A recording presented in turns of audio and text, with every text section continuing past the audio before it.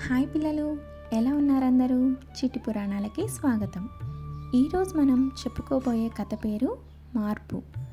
శంకరాపురం అనే గ్రామానికి కొత్తగా వచ్చిన టీచర్ పేరు శేఖర్. కొద్ది కాలంలోనే పిల్లల్ని గ్రామ పరిస్థితిని గ్రహించాడు.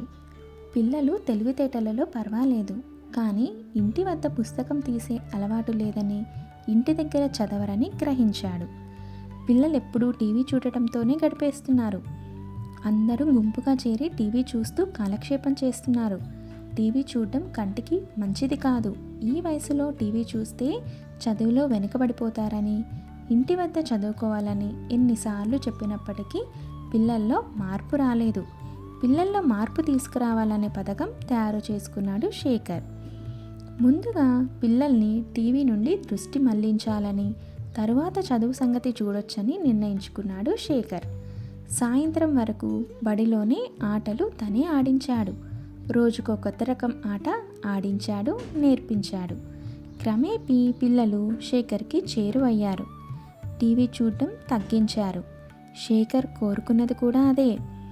పిల్లల్ని ఆటల నుండి శేఖర్ చీకటి పడగానే కథలతో ఆకట్టుకున్నాడు. సాహసగాథలు, రాజులు, దొంగలు, నీతి కథలు, ఇలా రకరకాల కథలతో చిన్నారులు శేఖర్కి పూర్తిగా దగ్గరయ్యారు. పిల్లల కథల పుస్తకాలను వారికి అందుబాటులో ఉంచాడు. వారిలో పఠనాశక్తిని పెంచాడు.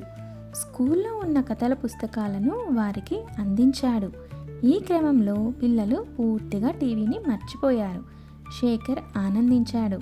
ఇదే సమయంలో కథల నుండి వారి దృష్టిని పాఠ్యపుస్తకాలపై మళ్లించాడు. అందరికీ చదువుపై ఆసక్తి పెరిగింది. ఇంటి వద్ద చదువుకోవడం ప్రారంభించారు. పిల్లల్లో వచ్చిన మార్పును చూసి గ్రామస్తులు శేఖర్ని అభినందించారు. ఓ సభ ఏర్పాటు చేసి శేఖర్ని సన్మానించారు. సభలో శేఖర్ వంతు మాట్లాడడం వచ్చింది. మీరందిస్తున్న అభినందనలు నేను స్వీకరించలేకపోతున్నాను.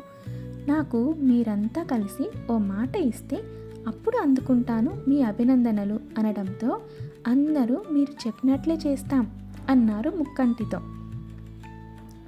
చదువు రాని పెద్దవారంతా రాత్రిపూట పాఠశాలకు వస్తే చదువు నేర్పిస్తాను. ఇందుకు కొన్ని ప్రత్యేక కార్యక్రమాలు ఉన్నాయి. అందరూ తప్పకుండా రావాలి. నేటి నుండే ఆరంభించుకుందాం అని శేఖర్ ముగించాడు. గ్రామస్తులు శేఖర్కిచ్చిన మాట ప్రకారం చేసి అందరూ అక్షరాస్యులుగా మారారు. శేఖర్ కళ నెరవేరింది. గ్రామస్తులలో, పిల్లల్లో వచ్చిన మార్పుకు శేఖర్ సంతోషించాడు. నచ్చిందా పిల్లలు కథ? అయితే మన ఛానల్ని సబ్స్క్రైబ్ చేసుకొని మీ ఫ్రెండ్స్కి కూడా షేర్ చేయండి. ఇలాంటి మరిన్ని కథలు కావాలంటే కామెంట్ బాక్స్లో కామెంట్ చేయండి. Thank you.